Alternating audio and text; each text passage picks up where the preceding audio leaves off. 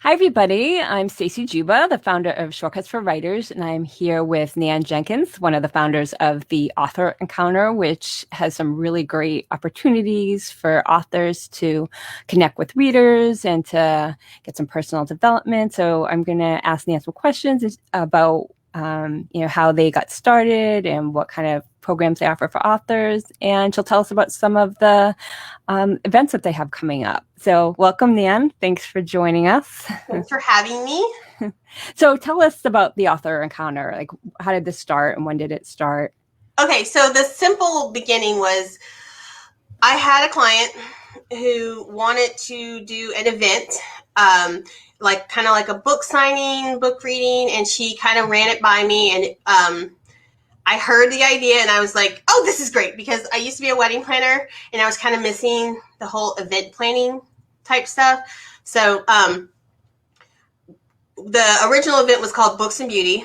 And this was, when we had this conversation, it was February 2020. Mm-hmm. And so I immediately started planning, because if you give me something, I run with it.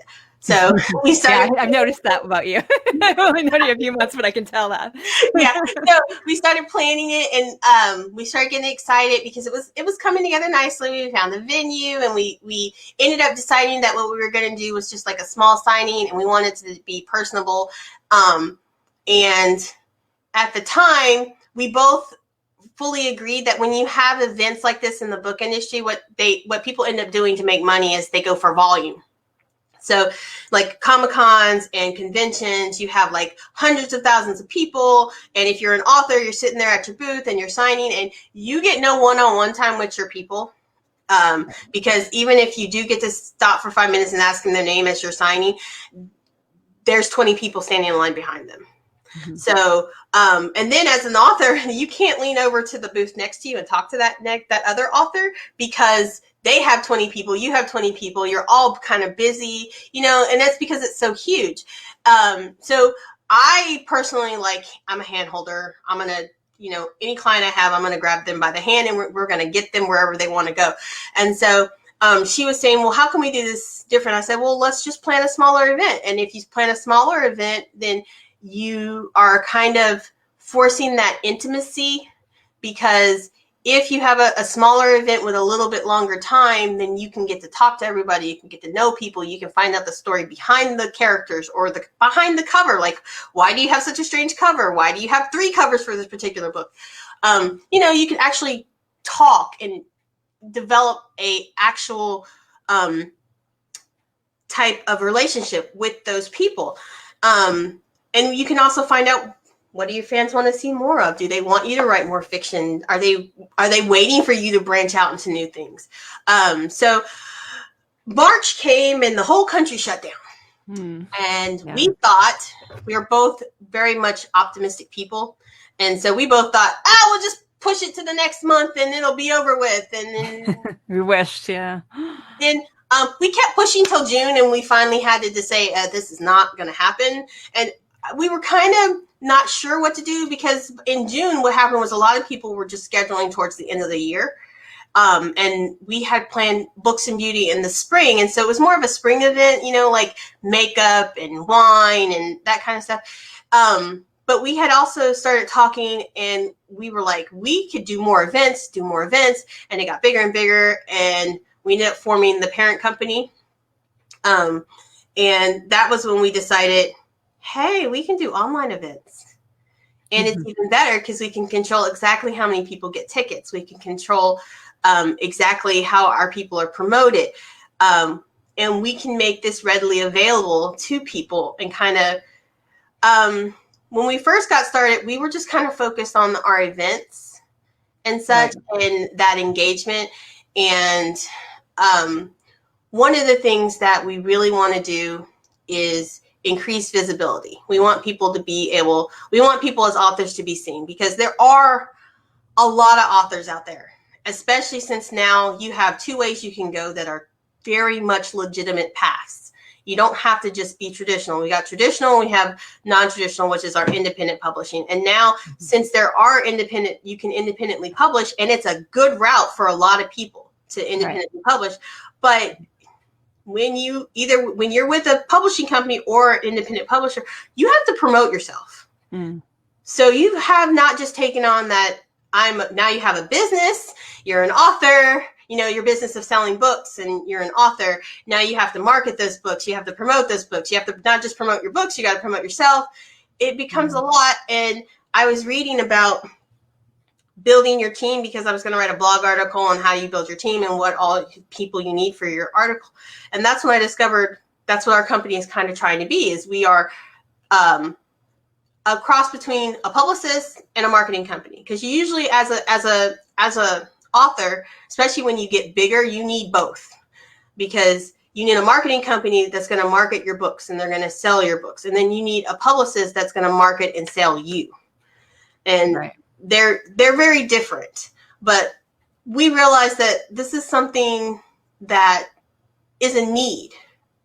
And anytime you do a small business, you start out, you write your bylines, you know what you want to do, and 9 times out of 10, there's usually a 180 turn on what you want to do. And for us, it was the realization of who we wanted to serve, when you have a business, you're always trying to solve a problem. And so we realized that the person we were trying to solve a problem for was the authors, who were basically, that's where everybody was making their money. They're making their money off of these independent authors because they're charging them for the promotion. Then they're charging them to go to the conference. They're charging them for just about everything under the sun.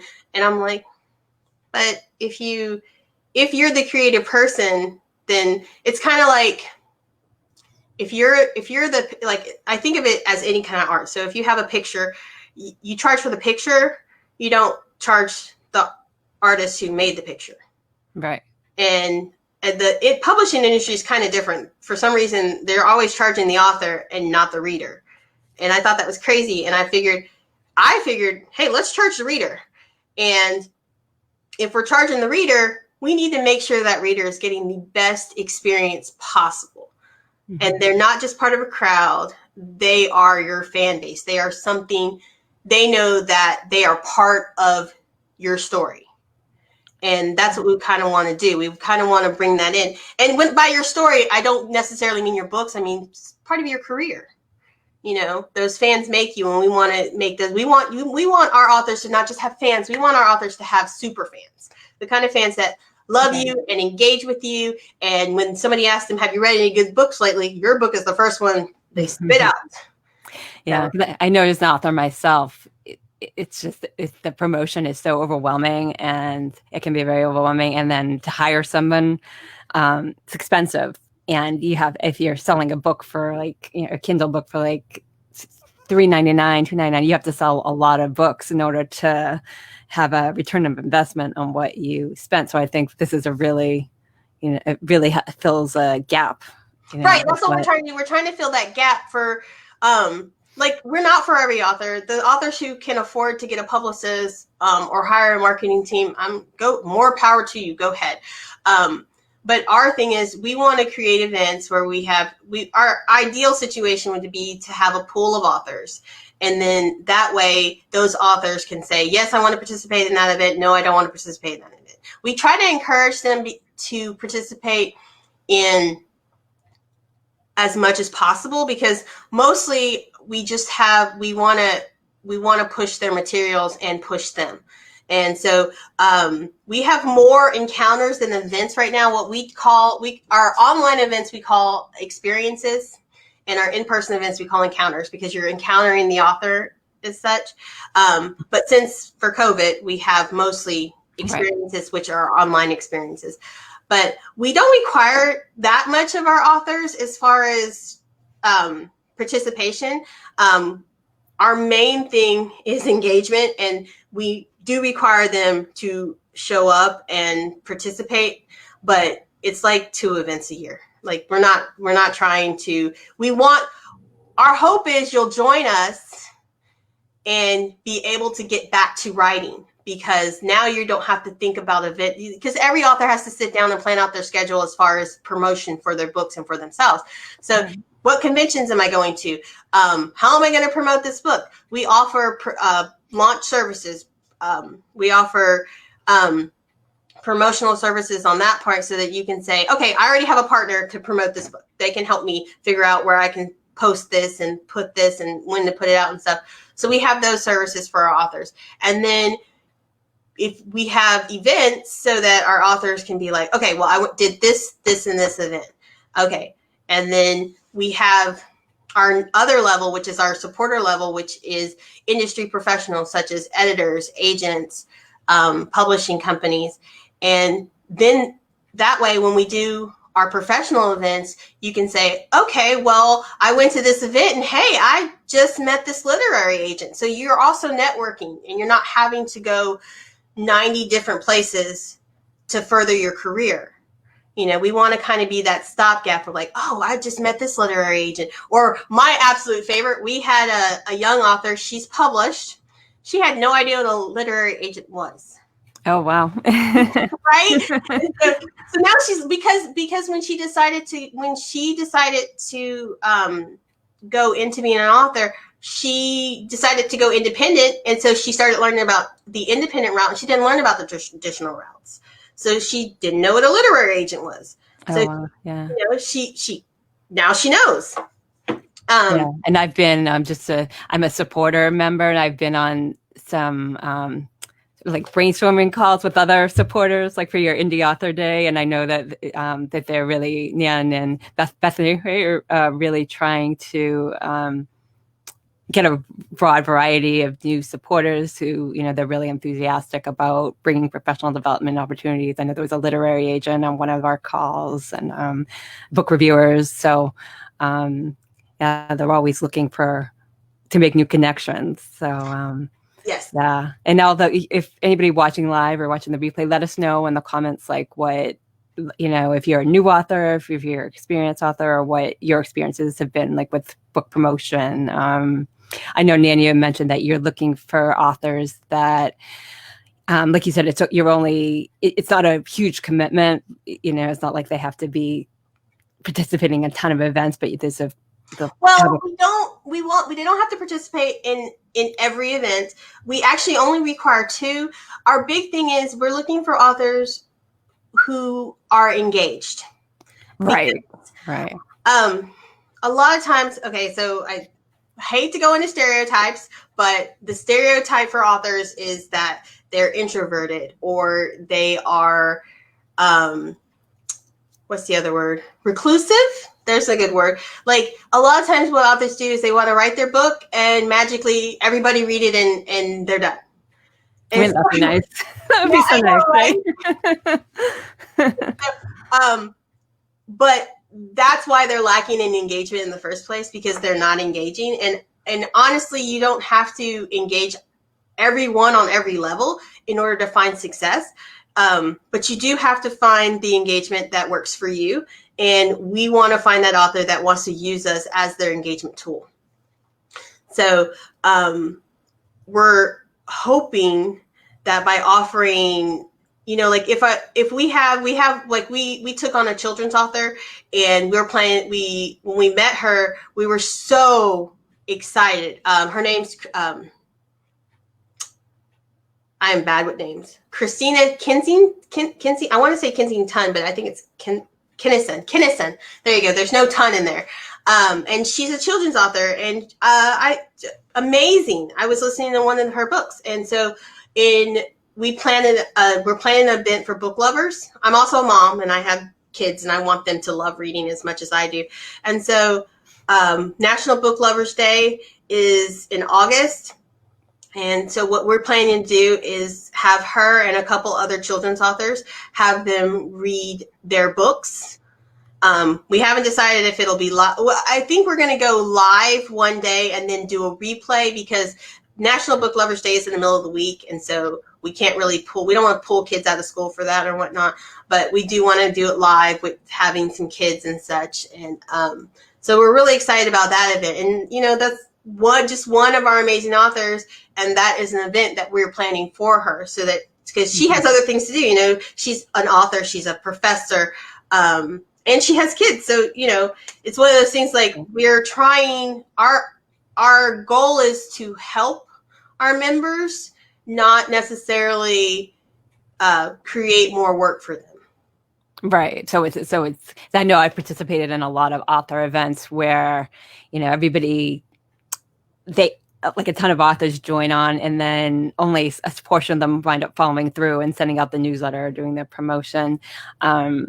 So I think like something like this is, it's not overwhelming. It's something they can get excited about. And I'm sure you're looking for authors who will, if they commit to something, they'll follow through. Do you have like other children's authors who are joining that event also? Like once you start creating an event, then she's the only one that's committed, that's given us a yes thus far. But we're looking at 3 or 4. We want to have about 3 or 4 authors, so that can be like a full live event, because these are children's books, so like 10 minutes a piece to read. So to put the whole event together, we need about 3 or 4 authors. We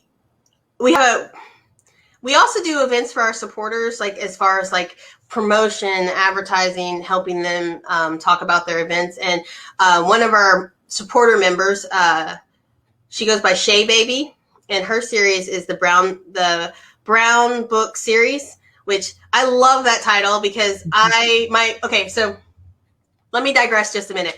My actual college degree, or one of my college degrees, is medical laboratory science.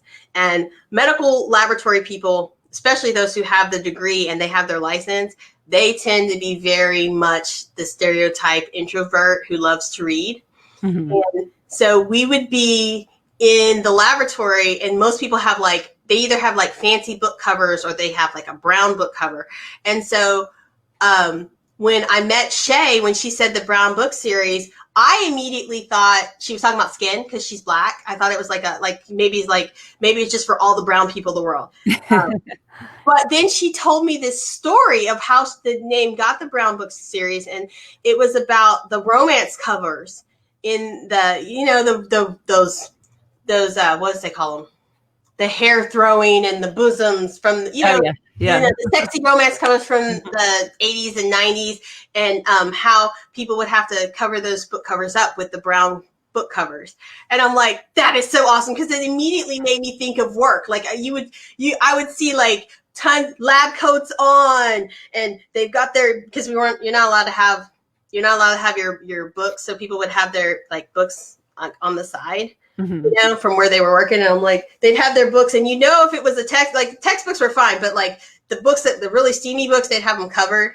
Oh, fun. So, I was like, or my absolute favorite, when people were pretending to work and they had the textbook on the outside and the book on the inside. That made me think of it. Shay has an event coming up in February with, it's called An Evening with the BJs. And she'll be interviewing Beverly Jackson and Brenda Johnson, or did I do that backwards? Beverly, I always do it backwards. Oh, a lot of B's, and yeah, that's the thing. They both have those initials, BJs. Anyway, I'm really excited about that interview, because those ladies both have covers that you would put brown books on. You have to cover that cover up. And they're both award-winning authors, and I'm really looking forward to it. I've been working with Shay on doing the promotion for that. So we want, for our authors, we want to help them increase their visibility. For our supporter members, we want to give them access to their target audience and also give them that extra support. The more support you have out there, the faster you can increase that visibility. And so, especially for like our literary agents, when we're working with their clients to create that buzz around their books and their events and such, we want to be that little added something. We don't want to be a hindrance. We want to be a help. And so that's why when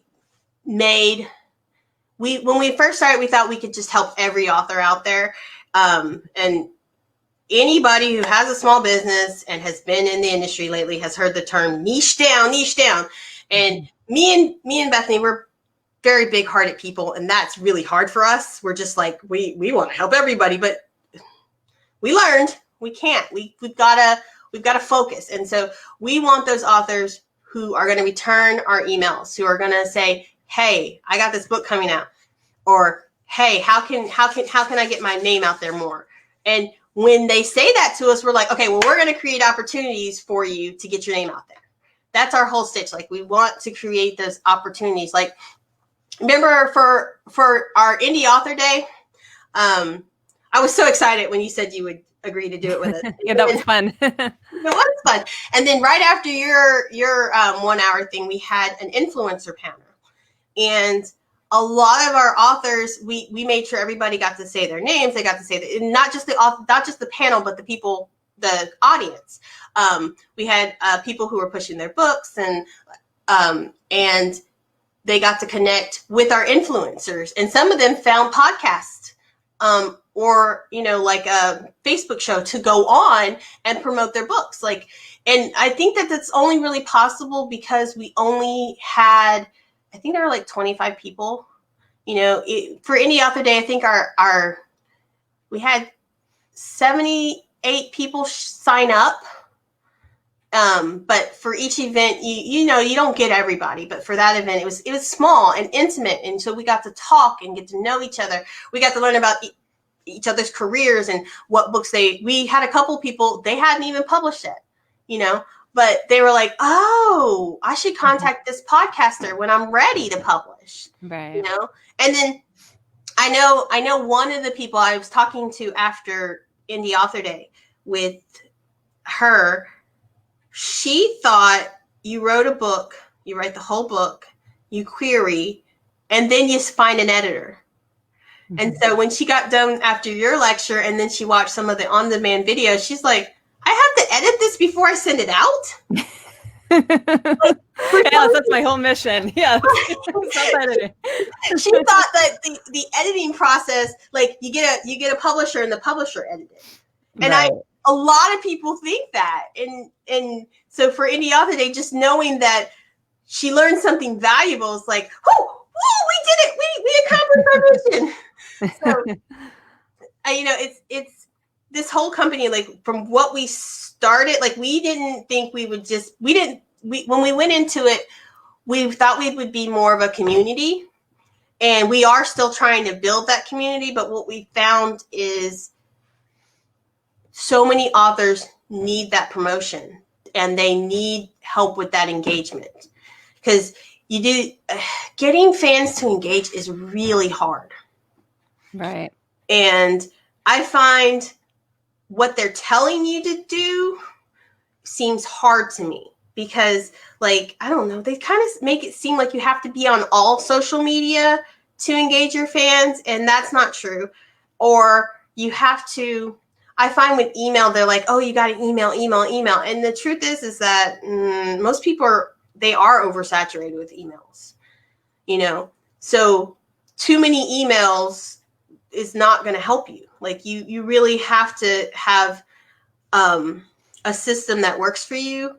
And in order to develop a system that works for you, you've got to already have those fundamentals in place as far as when you're emailing, who you're emailing, and why you're emailing. So I find there's just not enough, not just with my author clients, but with my other small business clients, there's just not enough, I guess there's not enough cement in the foundation to really help people. I would say I find that the other thing is people don't understand what you have to do when you're trying to establish the engagement, people don't understand how important that follow-up is, to have those steps in place so that you know what you're going to do with it so that you don't lose it. Because a lot of times you can get the engagement because, hey, they like that first book you wrote, but then you're like, okay, well, this person's not responding. But it's like, well, you didn't really build the relationship in the first place, if that makes sense. Yeah. I mean, I've noticed like your events are really unique, because I've noticed that a lot of authors tend to gravitate toward like doing like the newsletter swaps or the big sales where everybody marks down their book and, everybody sends out emails to their newsletters. And it's not, there's a place for that, but some authors kind of that's like all they do. And it's a lot of work for, if you're doing 10, 15 of those, in how many sales are you getting for all the work that you're putting into it? And your events are just more, I'd say, more focused toward engaging with the readers or to making connections. And, I talk a lot about like the 80-20 rule, like where like 80% of your success and income can come from like 20% of what you're doing. So you want to kind of cut down on the things that aren't working. And if you make like one great connection with a podcaster who has a big audience, that could bring you a lot of new readers, who have a relationship with that podcast host, might show up if you're doing like a Facebook Live or, like children's events where you're really trying to engage with a certain like kind of demographic. So I think, again, like you're really filling a gap and you're offering unique events. So, well, I found you get into a rut where this worked in the past, so I'm gonna do this again. And I find, or my absolute favorite is, I'm just gonna say Nora Roberts, right? It's working for Nora Roberts. It should work for me. You're not Nora Roberts. She's got 25 years of experience in this industry, right. And she has a team because she can afford a team. Nora Roberts started out like every other author. She wrote the little Harlequin novels, and you're not even to that point where you have a publisher who's publishing your books constantly. That's not you. You have to find what works for you. And this is something that I've learned with all of my clients, because with creatives, it's really hard for them to understand that when you publish a book, you are starting a business, right? You're not just saying, hey friends, will you read my book? You're saying, hey friends, will you buy my book? And that's very different from just giving away. And I find we've had a lot of pushback on the free stuff, because a lot of authors, I guess they're kind of trained that they have to give away so much for free. And we're like, wait, hold up. Nah, you should give your time. That you can give some time but not all of it. And then you shouldn't give all your work away for free. Like, the purpose of writing that 200-page book is to sell it, and it should be selling. And to get people to buy it, yes, you do have to give, I guess you have to give a piece of yourself, but I mean, anytime you create something, you're giving the world a piece of yourself. That's not a bad thing. And learning the correct way to do that in a professional manner, you're just going to get more money, not less. Mm-hmm. And I feel the more you give away for free, the more people expect it to be free. Right. And so then they don't want to pay for it. So you're just devaluing something that should have value.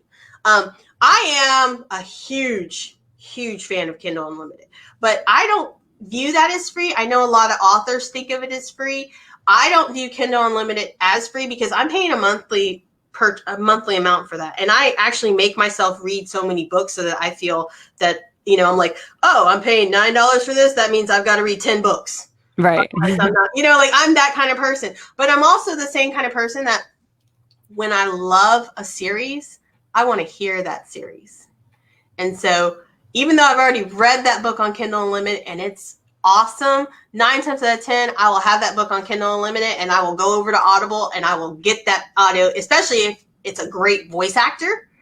I'm like, I need to hear it. I need to hear that deep voice. I need to hear those two people fall in love. Even though I've already read the book. Yeah, I've written books that I've had. I've worked with a lot of narrators, and I have fun, even though I know I know it by heart, just listening to their performance and, the different voices and emotions. And, I enjoy listening to my own books because it's new, It's new. It's different. And I find I'm from Louisiana, and I was raised in Louisiana, and in Louisiana, we believe it's our prerogative. That's the correct word. It's our prerogative to pronounce things however we choose. And so I find the way I'm pronouncing stuff in my head is not the same as how maybe that voice actor pronounces or how the author intended it in the first place. You know, it's very different when you hear this story. And I think, but I won't. I used to be the kind of person that if I liked something, I liked one book from an author, I would buy all their books.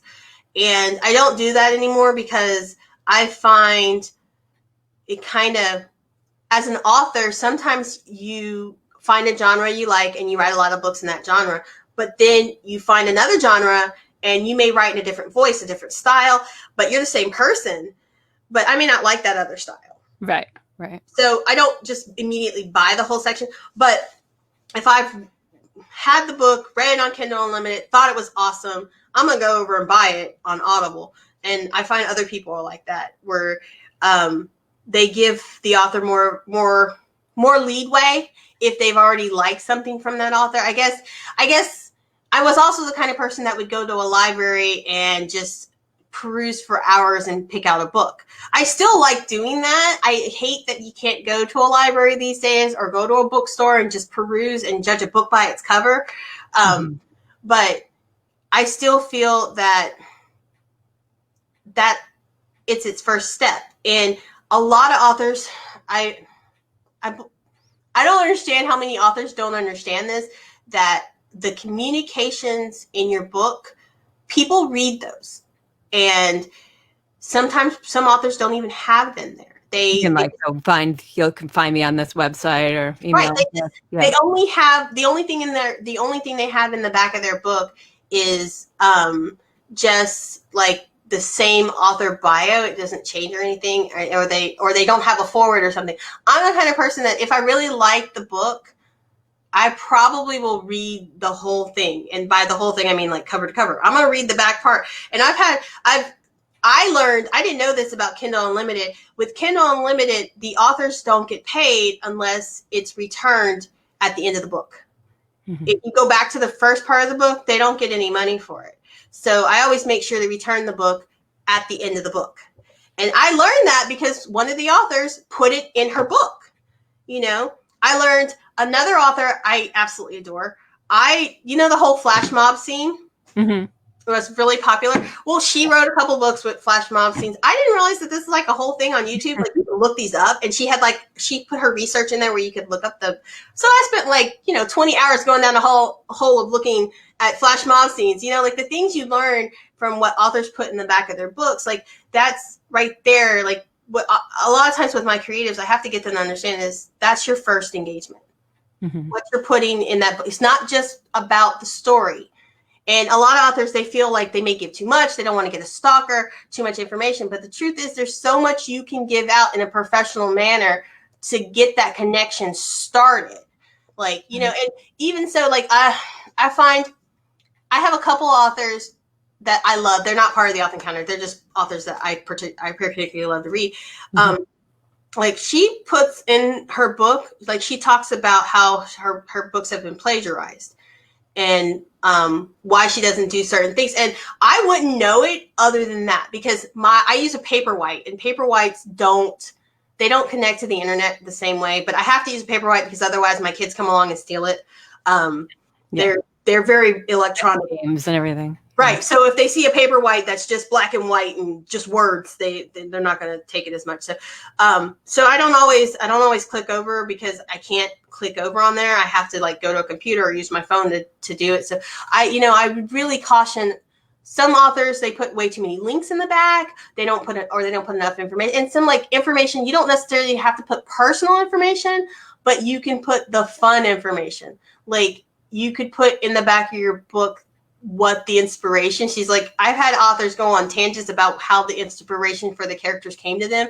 Like one author put in a dream sequence. She's like, this was the dream sequence that I had, and these characters were talking to me, and it was really nice. At first it was weird, but it was after I read it, I caught your attention. Yeah, I caught my attention, and I kept reading them. It wasn't like, right. And then there's another author. She's very, she puts in her book. She's one of those authors spits out a book once a month. Mm-hmm. And she puts in, well, no, not going to be writing. So really sorry. I know these are the series that I was going to do, but holiday's coming. I'm tired. Da, da, da. So like there was another author, Samantha Whalen. She's not part of the Author Encounter. And in her book, it caught my attention because she had her Facebook and Twitter and all of her professional stuff. And she has it said her Facebook page, and then it said her professional author page, and then it said, but if you'd like to get to know me as a person, you can contact me on Facebook and send a friend request. But please put a message as to why. And I was like, that right there is like the best type of engagement. Because if they only want to read your books and kind of know you as that, then she gave you that information. But if you were, like me, like I was really curious because her books have there's a huge gap. Like I would say like 2.5 years between writing 2 of the books. And I'm like, what on earth happened in your life that you couldn't finish my book? Like, seriously, I was like, what is this? Why didn't you finish writing this? And it was basically like, it was mom stuff, she's raising her kids, she's working, her husband, she just kind of got busy and it wasn't quite flowing. Right. And then you hear about it when she is getting ready to release the book or, right. But then when she did start writing again, she did write. And then we ended up being, she was kind of like one of my partners. I tried to do NaNoWriMo, but it didn't work for me. So, but just being able to talk to her and form that like friendship relationship, like she's somebody I feel like I know. I have never met this woman at all, but I feel like I know her, and I have so much more sympathy for my authors. By my authors, I don't mean the authors on Author Encounter. What I mean is my authors that put me to sleep at night, the ones that I read. Yeah. Because I get it now why there could be a gap in the books. I guess in my head, I kind of had this idea, authors kind of just sit down and write. That's their business. That's what they do. But that's really not the story. Like, there's so much more to it, And then another author, she graciously, I thought this was awesome. She had put in the back of one of her books, if you're wondering about the gap in between my books, ask me on Goodreads.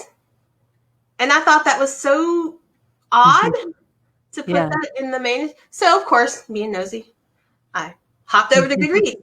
Turns out she was having trouble with her publishing company. She didn't want to put in the book, but she was having really issues with her publishing company. Oh, wow.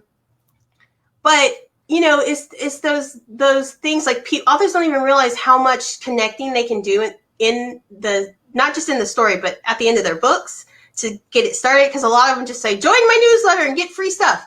And I'm like, yeah, well, I'm all for free stuff. Give me free stuff. But you're starting the connection there. And what you're putting there, like one of my authors, she writes, she started out in romance and she quickly moved on to erotica. And so she got kicked off Facebook. But her Facebook group was still there. Because it's kind of more like, because her group was kind of big. And so she put in her book, she had all her social media listed. And then she had, this is the one I'm in more, like the one, her primary one. Right. And it turned out to be MeWe. And so I was like, oh, so I went over to her MeWe group. I got to actually talk to her, which was really awesome for me. And like, I feel that when you do stuff that works for you, so it worked for her to be in the MeWe group, where if as an author, if you find, yes, you can be on more than one social media, but you got to find the one that works for you. And when you're using, that's not Author Encounter, but my small business, I'm really I'm a business consultant. The first thing I tell my clients is you got to find the social media that works for you. And stop trying to use all social media the same, because you won't get any engagement using it all the same, because it's not all the same. They each have a different end goal. I mean, there's always something new. I've seen, like, just in the past 3 or 4 days, have you heard about this Clubhouse? I've seen so many Clubhouse things. I'm like, oh, am I missing something? But I'm like, no, stay focused. You don't have time for that now. Check it out later. But right. You have to kind of stay focused on certain things, or you're never going to get anything done. Well, that's what I felt about TikTok. My kids kept asking, can I be on TikTok, mommy? Can I be on TikTok, mommy? Mommy, can I be on? And I was like, what? I thought it was like a children's thing. And then I get on it and I'm like, there's like adults dancing. I'm like, this is my 4-year-old asked me if he can be on TikTok. I'm like, no. I'm like, I have enough trouble policing YouTube. We're not doing this. And so I was like, there's just so much out there. But if you are not a visual person, then why are you trying to do your engagement with your fans on Instagram? That makes no sense. And then I find a lot of I want to say authors, people. This is something that I've found in almost all my clients. They don't take the time to figure out. You either need to figure out where your audience is as far as social media goes, or you have to figure out where you want to be, and hopefully those people will come to you. If you're one of those people that you want to share, you just want to share everything, maybe Facebook is for you. But if you're one of those people where you just want to keep it professional, maybe you hop over to LinkedIn, if you're one of those people that doesn't really want to type a lot of words, which makes no sense if you're an author, I don't get that, but you might just be one of those people that it's not, you're very prolific when it comes to writing fiction and just talking is not your thing, but you are visual, then maybe Pinterest or maybe Instagram is for you, because, those are visual based social medias. And my favorite is, if you're not somebody who wants to spit out 300 to 500 words or 2,000 words for a blog post, then no, you don't need a blog. And I know that seems weird, that my advice is, no, you don't need a blog. Oh, well, I'm an author, I got to have a blog and I got to have nope, guess what? You don't. You really, really don't. I had one author, gotta have a newsletter. If you're not going to keep up with it and you're not going to be consistent with it, it's not going to help you. So why do you need to have it? If you're already on like a social media and you're getting engagement there, maybe you need to stop focusing on getting a newsletter. Yes, you may need to collect email addresses and have an emailing list, but you don't necessarily need a monthly newsletter that you don't want to write, you don't want to do anything with. Mm-hmm. I know that sounds crazy, but if you're not going to be consistent with it and you don't want to feed the content monster, maybe that's not where you need to be, because it is so much easier to have an emailing list and just send them a, hey, happy birthday, or hey, I just put out a new book. Did you happen to catch it? Because since you don't write that often, or, nearly never, they're going to be like, oh, what's this? Oh, okay. And they open it and, hey, you're going to get a better open rate than if you're sending them email after email after email to the point where they're just ignoring it. Right. Especially with this no book coming out, Right. And you can keep up. Here's the other problem with engagement. The first rule of engagement is you have to engage. So you have to keep it to where you can keep it up. So and it needs to be you, not your assistant or a bot or something. So if it's not something you can do, don't do it. I can't keep up with Twitter. I've tried to learn Twitter. I've tried to get into Twitter. It is not for me. I am a search engine. I'm an analytical person. I do better with search engines. So you want to know about Google? Call me.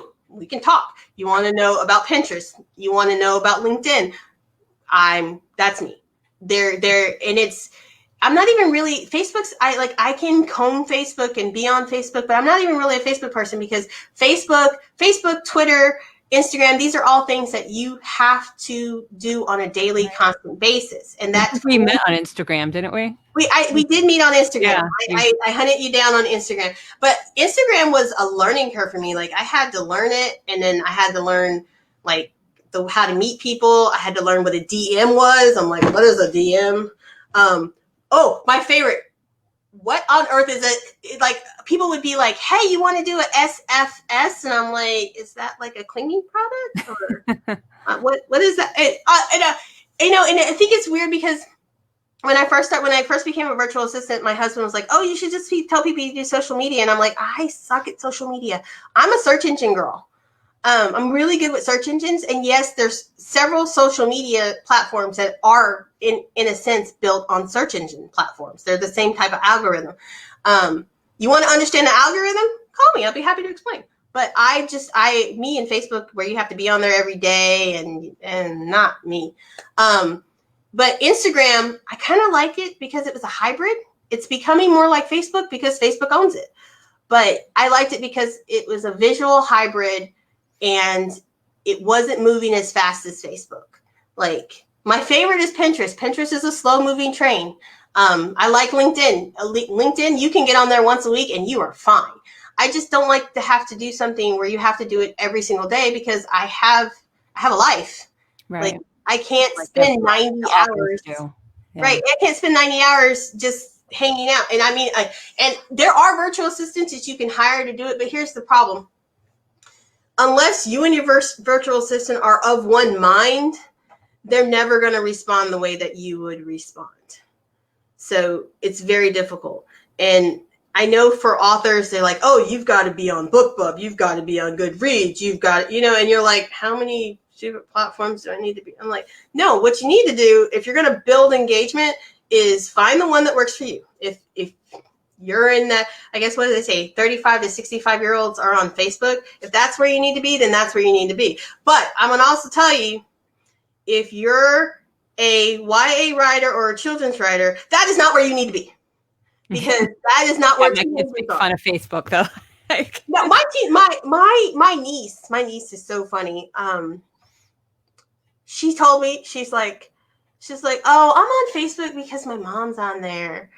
And I'm like, oh, your mom? She's like, yeah, mom and grandma, and I'm like, what was the one that she normally hangs out on? I can't think of it. Snapchat or? Yeah, Snapchat. That's where her and her friends are constantly. Yeah. And I'm like, that makes sense. But and I know it's hard to learn a new platform, but what you do is you just learn one, and I really, I know I've had clients who are like, oh, I just can't learn Snapchat. Well, that in a sense is, okay, you can't learn Snapchat. That makes sense. So that's when you're trying to draw them to you because like she said, she's still on Facebook, but you have to realize that she's not going to be in that mindset when she's on there. Like, she's not going to be looking for your books, which means you've got to seriously cross promote, right?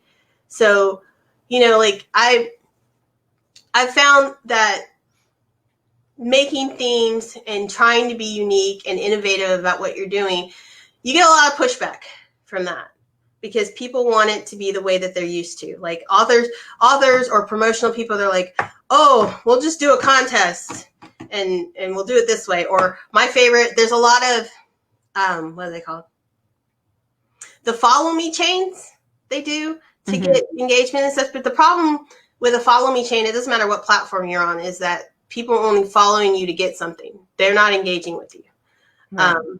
And then even if they do, to me, when somebody has 30K followers and they do a post and they only get 20 or 30 people to respond, that doesn't make sense because your actual engagement should be you usually get 1/3. So you should have anywhere from 13 to 15% of people responding. And I don't know what kind of math that is that people are doing, but having like 30 people respond when you're supposed to have 30,000 followers, that's not adding up percentage wise. Yeah, that's how I evaluate too. If I'm going to do a paid ad or something where they say they're going to put it on their Facebook page or Twitter, I look at all the likes the post is getting or the engagement, even because it doesn't matter if they have a ton of followers if they're not getting the likes and the right. If nobody's actually engaging with the material, or you're just feeding the content monster into the void.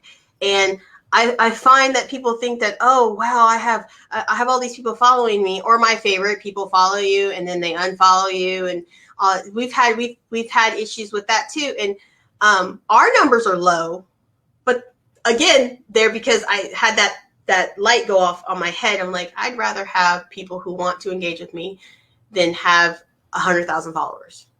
Right.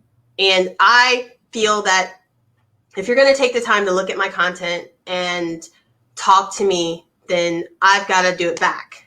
So there's a rhyme or reason to it. So like I go in and I usually try to make sure I look at whoever's got a new post. And I also try to go in, and if you've got something, if you've asked a question, I usually try to go in and answer it with a full sentence. And to me, if I'm giving engagement, then I get engagement back.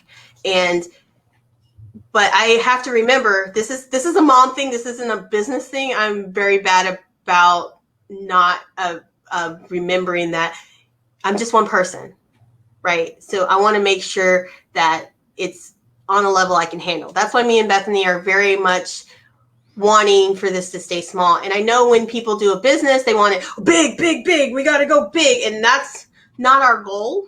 So, it's kind of off-putting. We're going for quality. We want the author encounter when we have an event, and like when we had in the author day, I had people who would call the author encounter and be like, you answered.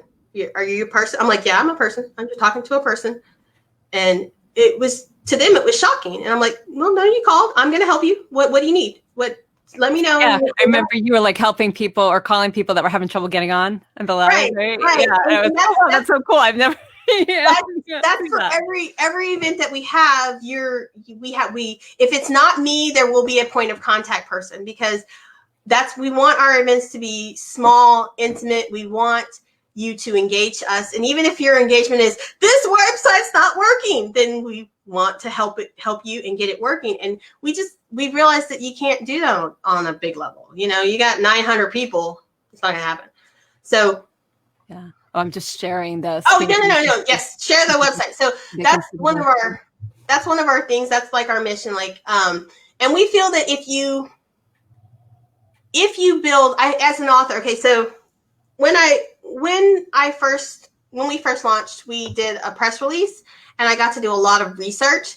And so I found out that when I was tabulating the numbers, in order to be considered a author by the IRS, that means you're going to have to be selling, you're going to have in revenues of about $500 a month, right? Mm-hmm. Most authors don't have that. And to get to there, if you've got to have $500 a month, that means you're putting out a book almost every month. And if you're putting out a book almost every month, that's a lot of writing, that's a lot of promotion. And the only way that really happens, like to become like a New York Times bestseller, is if you already have a good sized mailing list and a good sized tribe. And you need that tribe to not just like your work. You need that tribe to tell somebody else to like your work. And when we designed events, like when we designed our Halloween costume contest, it was designed to get people talking, which we did get some talking, especially about the Edgar Allan Poe post that we had, because there was one lady who did a really pretty Edgar Allan Poe. I found her picture on the internet and I had put it up. But I had a lot of pushback from our authors because they didn't quite understand what we were doing. So for that particular one, the concept was not follow me. Like following was not part of it. Like the prize was a Kindle. We do need bigger. We need a bigger prize. But for this particular contest, it was a Kindle. And the thought or our concept was, if say you're if you're talking about on your own page, you're not having to go to somebody else's, you're not having to write other things, but if you're talking about your characters and how your fans can dress up as those characters, and then they see that you're like, when we write a blog article and we put you next to something else, then that brings in you to that author. So that makes a connection there. And then maybe they say, you have a strong, like for instance, you have a strong like shapeshifter type character, or I'm sorry, I'm mixing my characters. Monica, one of our former members, Monica Laporte, I can't remember. Sorry, I'm horrible with names. she had a book that was really interesting. It was a shifter romance, and the lead character is a baker. And so she had that like strong urban fantasy type character. And the article we had her in also had, we had Bellamy, and I'm not going to butcher her books. I really like her books, but her character was like, is a art curator, very strong modern woman. So when you have those two characters together, it's very different genres, but if they have that one thing in common, strong women. So if they're looking for like a strong woman for a Halloween contest, well, we've just put your name in front of both of those fan groups, you know, and it's not something our authors have to do. The only thing we require from authors for some of our events, the only thing we require for our authors is to respond to the email, because we need their permission to be putting their name and their books out there. We don't assume that just because you've joined, you've given us blanket permission. Right. So and then when we first started, we didn't think it would be an issue, but that for us, it's huge. You have to respond to our emails, and we have to know yes or no, because, and we have one author who, she's got a lot going on in her personal life. And she just gave us, as far as for the end of the year, she just gave us blanketed, yes, you can use my name and you can use my books. And that really worked out for us because we were able to use her a lot, but she's got writing deadlines. She's got issues with her family, and so we knew we didn't have to contact her for everything, and she told us, okay, so this, and this, these are the events that I would like you. And so we include her with the blog post. And what this does with a lot of the promotion for our supporters get it faster than our authors. But what this does is when you have somebody posting and promoting that's not you, that's going to build your SEO. That's going to build out there, because if all of your promotion is coming from the same IP address, it's not really telling the search engines anything. Can you put it on the events page? Yeah, I was just going here because this is how you highlight some of your supporters, and I thank you for showcasing me. You are welcome. So events. Yeah, the events page. So we have a blanketed events page that kind of has all our events.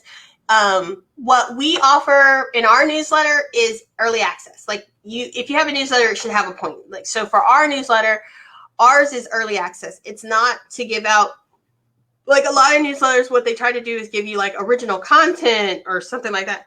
Ours, for now, our focus for our newsletter is early access. So when you sign up for our newsletter, you get we plan our events for the whole year. And then anytime a promoter has an event or something, we kind of put it in on a quarterly basis. And then if I have a harebrained idea in the middle of June, we put that in there, but we try to have our outline of what we're going to do for the year, and we put it up on our events page.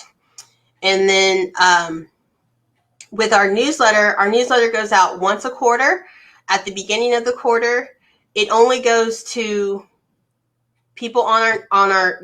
You can sign up for our newsletter and not be a member, but it only goes to people on the newsletter list. It goes to the members and it goes to the supporters. And the purpose of that is that's your early access. We map out the next 3 months.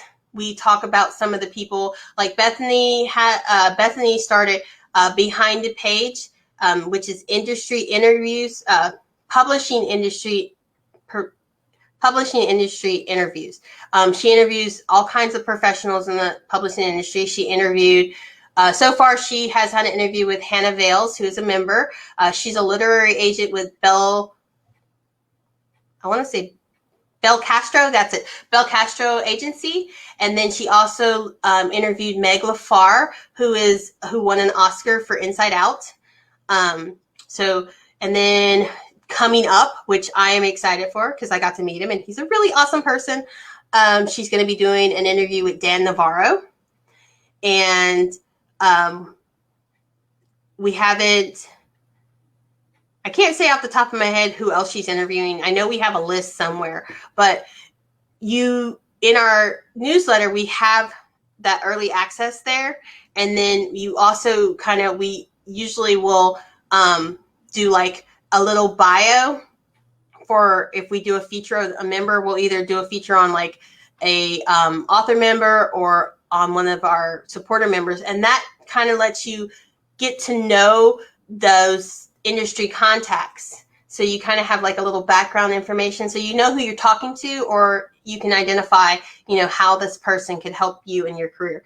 Like sometimes it's about your connections. And if you can start making those connections, like if you can connect first and then engage, you'll go really far. And it's often very simple details that people like kind of overmiss. And we're trying to create those opportunities, like our workshop that's coming up, our New Year, New Mindset workshop. We're going to be talking about things that people don't necessarily talk about in their author careers, such as, professional jealousy, imposter syndrome, dealing with rejection. These are all things authors have to deal with, but I find people are always like, oh, I don't have any professional jealousy. And I don't really see how that's even possible, to not think, well, why is that happening for you and not for me? I also don't see, like, I find even if people do learn to deal with rejection, it's really hard not to take personally, and to be able to share the bad along with the good that's happened to you in your career with other professionals. It not only builds bonds, but it helps you know where to go, especially when you get to hear their story of like, well, what did you do? Did you stop writing? Like, did it affect your writing? And you can, talk to them and just to know somebody else out there was a little bit jealous, and to have that connection, it builds, like, because, in our workshops, we try to make sure everybody gets to talk to everybody, and you get to hear, what other people are working on, so that you can kind of go there. And then we've had people who, strangely enough, didn't, like, we've had a couple people, like one of our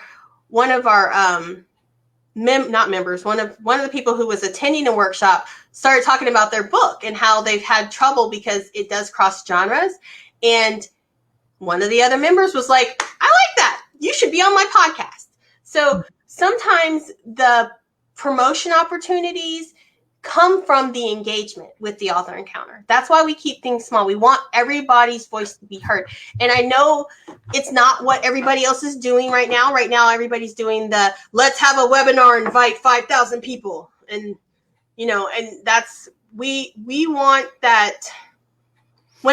So when I was a wedding planner, the name of my company was Hold Your Hand Events. And I think everybody who has ever met me has always said that is like the most accurate title for you. And I think that's still me. Like, I still feel like we could all just grab hands and make this work. And that's kind of what I want to do with the author encounter. Is I want to get those authors who feel like they're not being seen, like their books are kind of sort of selling. Like, why is it just kind of sort of selling and it's not out there? Well, let's get you some promotion. Let's get you some visibility. Let's build your fan base without taking away from your work. Like, I'm never going to tell you how to write your books. That's one thing with the author encounter. We decided one of our requirements to be an author member, because the author membership is free, but you have to do an application, you have to go through an interview, and you have to go through an audit. Like, there's a step process to it. But one of our caveats is you have to have an ISBN. And these days, it used to be not a big deal, but with so many ebooks out there and so many deals for being exclusive, like, you can go with Amazon and be exclusive and just have ebooks and make good money doing that. But one of our things is we want to increase your visibility. And one of the things I work with the authors on is also kind of increasing their visibility locally. And that's not really something you can do with just an Amazon ASIN. Like, we really need you to have an ISBN so that we can get you in the right catalogs. We can help you present your books to bookstores, because we're trying to build relationships with local bookstores, not just local to where me and Bethany are located, but local to where our authors are. So that we can get their books to local bookstores and make those connections, with other people, which is hard to do because we are a little bit international. But if you don't, and we've had authors who didn't know they didn't have an ISBN because they were with small publishing companies, and they thought they just let their publishing company do that. And because me and Bethany are very big on actually helping and not just, we don't want to say we're helping. Like, this isn't a process that we know that if you don't have an ISBN, there's only so far you can go. You hit a wall, and we want to expand. We want to help that increase that visibility. So that's our caveat. So it's a small, to me, I think it's a small caveat. Like, the interview process is mostly so that you can meet me and Bethany and understand what we're trying to do, and for us to figure out how we can help you. Each author is different in how we can help them, because you probably already, everybody's different in their career and where they're going and what they want to do and their personality. So we want to make sure that your personality matches with us. You understand what our company is about, and that we can help you. And then we do an audit.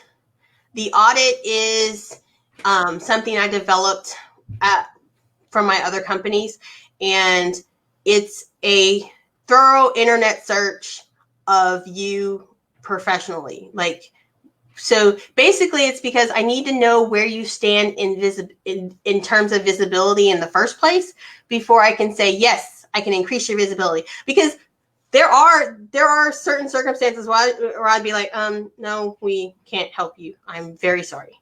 But if we can't help you, then, we want to let you know. We don't want to just waste your time. We want the, we really, really want to help. I know it sounds weird. The other thing is, with our website,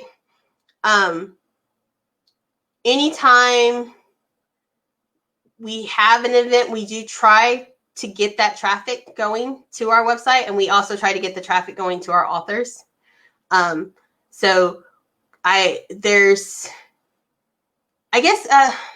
There's certain ways I do things that, because they're better for SEO, they're not necessarily like the way a creative would do them for our authors. And working with creatives, we do sometimes have issues because the creative's like, no, that's not. I'm like, no, it's just an SEO thing. Like, it's okay to have a repetitive word here. Like, I need it more than once. It's a keyword. I got to put it in there more than once.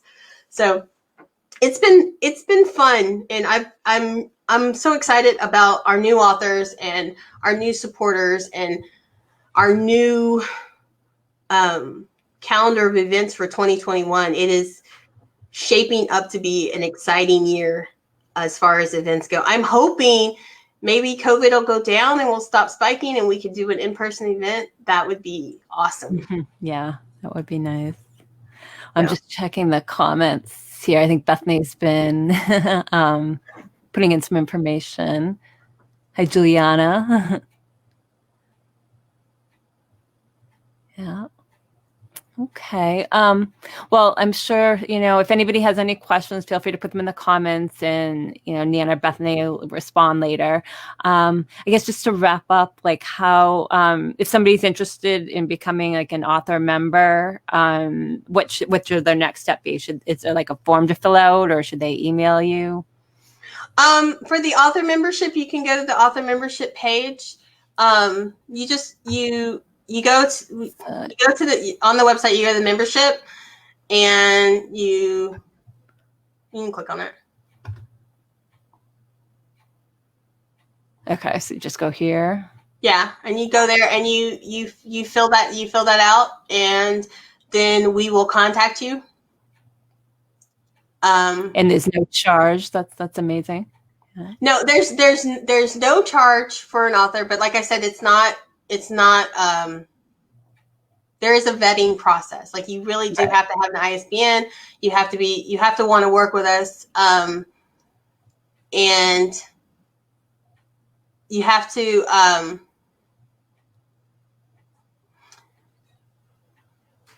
respond to the emails, because we have had, believe it or not, we've had a couple people sign up to be an author and then not respond back to our emails. So we end up canceling their author membership. Author membership is only for our authors there, because there are other levels. You can join as a reader, and you can join as a supporter. We do have like DC Gomez, who's she's going to be the host for our New Year, New Mindset workshop. She is an author member, and a supporter member. So that you can do both. Our author membership is free. Our reader membership is $20. It's $20 when it's not on sale. The regular price is $20, and then our supporter membership is $30. Me and Bethany, we want our author membership to remain free. We're hoping in our next few years as a company that we can find a way for it to always remain free. And I know for some people that's off-putting, but like we said, we do intend to make money. We just don't want our money to be off our authors. And we do a lot of promotion. As far as talking you up, suggesting your books to people. And for us to do that and have it be genuine and honest, we want to keep that free. We don't want it to look like you're paying us to promote you. That's not our stitch. Yes, we're more than happy to organize a paid event for you. That's not special. I like a party, and I love to organize parties. So feel free to come to me, tell me you need a book or something like that. But that's different. Me and Bethany we're very, we want to stick to our ethics, and we don't want to get into other people's way of doing things. We want to keep it honest. And I know there are a lot of dishonest things out there, but that's just not us. We're very big about staying true to ourselves, and we're both very different people. Bethany says we're yin to yang, but I think it works. I would say it's more like random to logical, if anything. I think Bethany's saying if you do the author membership, add to cart. Don't click on the PayPal because there's no don't click on the PayPal because there's actually no charge. So PayPal gets confused by that. But when I added the PayPal buttons to the website, they went everywhere instead of just going to the paid stuff. For the paid stuff, though, like I said, like you can join the newsletter and not necessarily be a member. That's on the contact page. The sign up for that, and me and Bethany tend to try to not do things that annoy us that other people do. So there's not a lot of pop-ups on our website. There's not a lot of ads. We tend to, if we do ads and stuff like that, that's on our blog.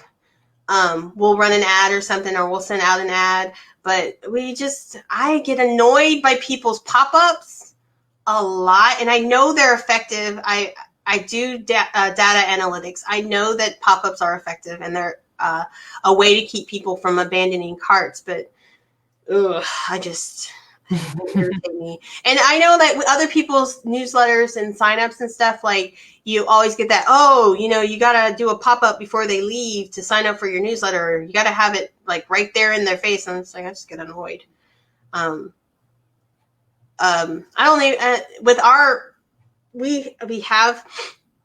we have hopes of our company growing and expanding. We want to grow our poetry contests. We want to grow, which we're really excited about, because we're hoping that our poetry contest grows.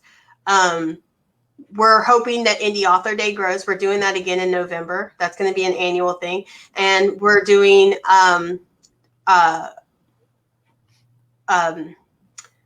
we're celebrating the whole month of National Poetry Month.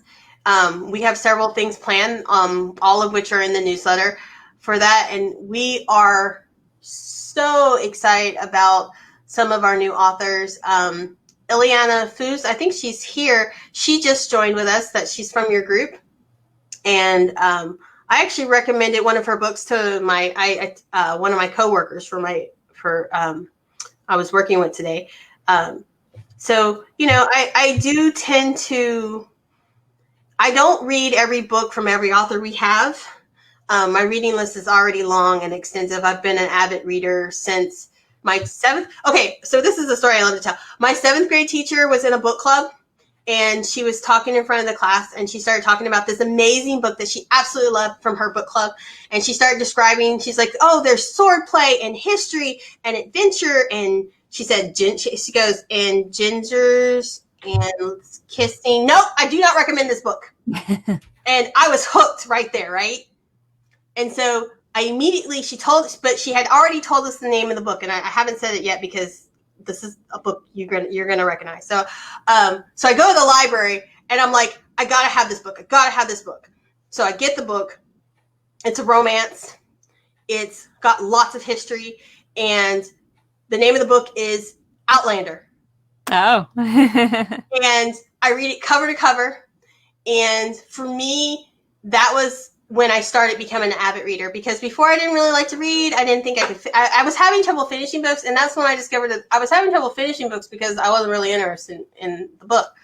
And so, like I said, I've been an Outlander fan before most people were Outlander, because the book had only been out a year. It was a new release when her book club read it, and so that now everybody loves Outlander. It's this huge thing, but most of them still haven't read the books. They're watching the TV shows. So I totally understand that for you to read a book, you have to identify with it. And I'm super picky, but I try to know what genres all of my authors are in, what kind of books they write, so that when somebody asks me for a suggestion, I can give it to them honestly, because every book is not for every person. So I love that we have a variety of authors. So when I was explaining, one of our author members, Denisha Little, she writes modern romances. And, when I had a coworker who asked, do you only do romance? I was like, no, we have authors from like all different genres, not just the romance. We have the sci-fi, fantasy, children's authors. We want to expand. Now, we don't do nonfiction. And we have a couple of other genres we don't have, because when I'm promoting, I do my research. So I want to know the correct places to promote you. I have a spreadsheet of almost everything, but I have a spreadsheet of the correct Facebook groups to put different genres in, so that when you say, hey, I'm doing a book launch, can you help with the promotion? I have a list of Facebook groups to promote your book in. And I can do that because a lot of times with those Facebook groups, they say no self-promotion. Well, I'm not the author, so I'm not self-promoting, but I can go in there and promote your book. So, there's reasons for it to be free, but we need to know that you're going to value it and that you understand what we're trying to do. That's why we found that once you meet me and Bethany, you get it. And right. That's why we put the interview part in there. And then we had an issue with one of our authors that is no longer a member. When I looked up her, I didn't look up her Twitter until she was already a member. Like, we were just letting people in. Turned out she hadn't actually been on her Twitter since 2012. And none of her, when I looked at Facebook, she actually wasn't responding to anything. She didn't have a good rating on there. And I don't know if people know this, but Instagram rates you. There's an ABC system, rates you as far as your engagement and whether or not you're like legit. And I know this, like I said, I'm a virtual assistant, so I know how to find the analytics for these things, which we have an A+ rating. Yes, that means we respond, we engage, we're present. Right. So if you're, like you were saying before, you can't be everywhere, but don't try to be everywhere, because if if you're not going to be there, if you're not responding to people and people are trying to reach you and you're not responding to them, that's worse than not being there at all. So like what is that called?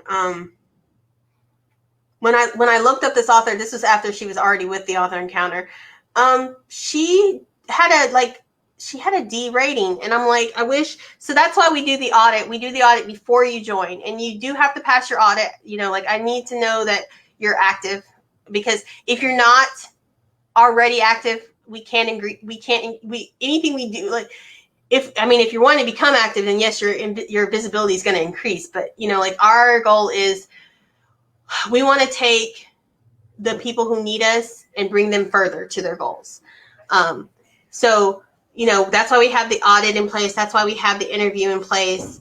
That's why it asks for so much information. We don't share your information with anybody unless we explicitly ask for your permission to do so. So we try to ask our authors to give us their best email so that they are getting stuff. We know when they're getting it. We know if they're getting their emails because we track them. Because we don't want it, and it tells us if it wasn't received.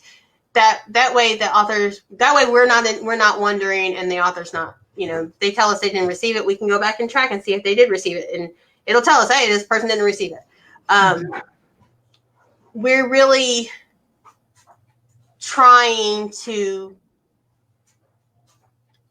serve that person who is willing to put in the effort but doesn't have any money. Their wallet's flat.